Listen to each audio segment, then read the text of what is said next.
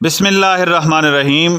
السلام علیکم ناظرین، حضرت جنید بغدادی رحمۃ اللہ علیہ نے شیطان سے ملنے کی خواہش کا اظہار کیوں کیا، اور جب آپ کی شیطان سے ملاقات ہوئی تو آپ نے شیطان سے کون سا عجیب و غریب سوال کیا، یہ سب جاننے کے لیے ہماری اس ویڈیو کو آخر تک دیکھیں، اور اگر ابھی تک آپ نے ہمارا چینل سبسکرائب نہیں کیا تو ہمارے چینل کو سبسکرائب کریں تاکہ آپ کو مزید اس طرح کی انفارمیٹیو ویڈیوز بروقت موصول ہو سکیں۔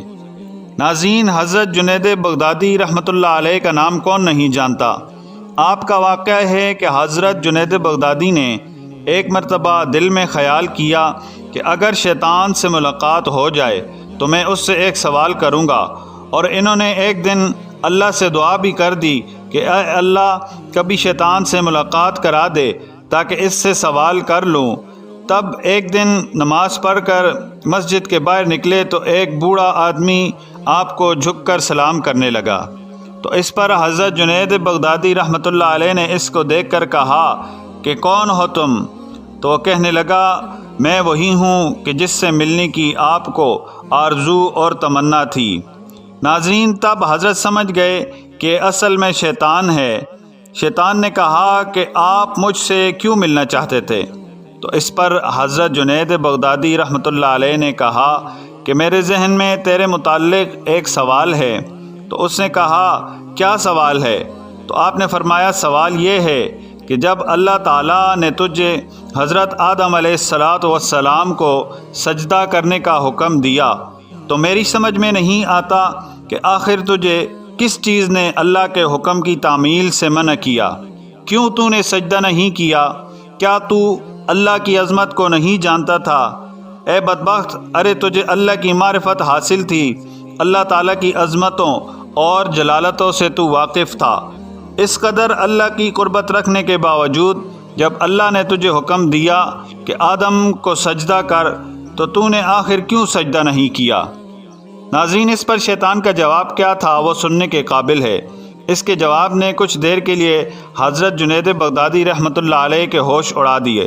اس سے کہا کہ جنید، آپ جیسا توحید پرست آدمی اور یہ مشرکانہ سوال، آپ جیسے توحید پرست، ایک اللہ کو ماننے والا، ایک اللہ کی پوجا کرنے والا، اور آپ کے ذہن میں سوال آ رہا ہے مشرکانہ سوال کہ میں نے غیر اللہ کو سجدہ کیوں نہیں کیا؟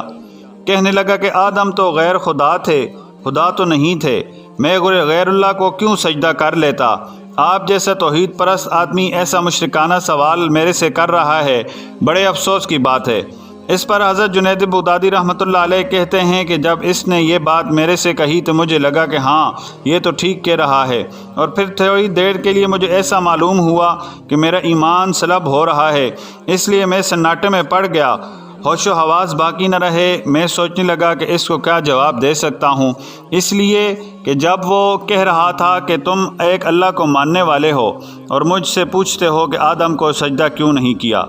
حضرت جنید بغدادی رحمۃ اللہ علیہ کہتے ہیں کہ میرے ذہن میں جواب نہیں آیا، فوراً اللہ کی طرف سے الہام ہوا اور مجھ سے کہا گیا کہ یہ پوچھو کہ حکم دینے والا کون تھا؟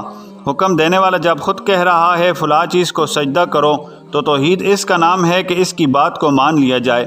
حضرت جنید بغدادی کہتے ہیں کہ اس الہام کے بعد میرا ایمان برقرار ہوا اور نہ تو مجھے ایسا معلوم ہوا کہ میرے ایمان میں تزلزل پیدا ہو گیا ہے۔